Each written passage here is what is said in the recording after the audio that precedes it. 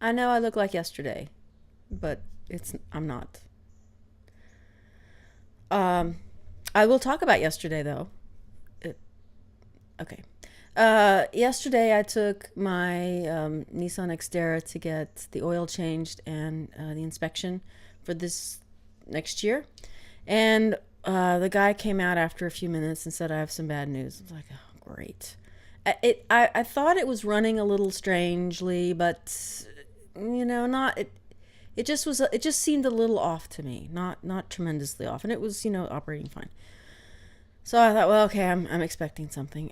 He says, "Well, we found a rat's nest in your engine, and it's chewed through some hoses." It's like, okay, well, that explains the performance issues.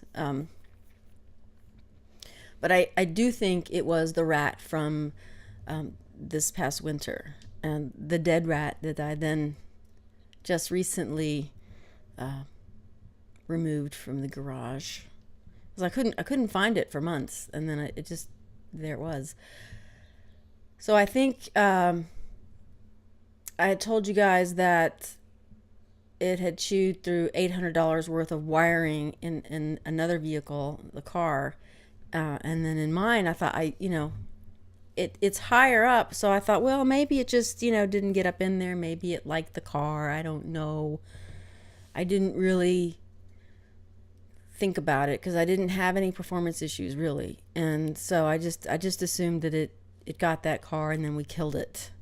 So I don't know. I should have, but if you lifted the hood, you wouldn't have seen anything. It was underneath this cover, so the only way to really have known that there was any kind of goings on was to take that cover off, and why would I do that?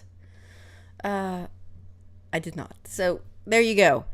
So we got rid of all there were papers and just bits of stuff in this little area, and two of the one a vacuum hose and I don't know were chewed through.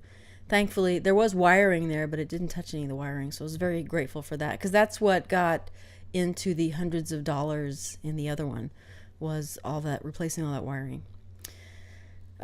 So, but the guy at the inspection oil change place didn't have a hose that fit that little. It was just a small little hose. So I went to the AutoZone. He's like, bring back the hose. I'll swap it out for you. No big deal. So I thought, well, he kind of showed me where it was. It looked fairly easy. I thought, why am I going to bring it back? He may not charge me anything, but I don't know, he might. And I thought I could do that. It looks like it would take 2 minutes. So today I decided I was gonna do the hose, and turns out there were two hoses, and I'm not sure if he never mentioned the second one. And then I thought, okay, I don't know. There's four ends, right?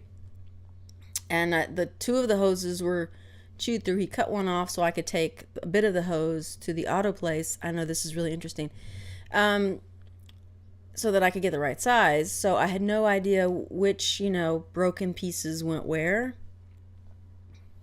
So I called Nissan. I said, I'm going to bring my Xterra in because, I don't know. I have no idea. I mean, I just don't really know a lot about engines.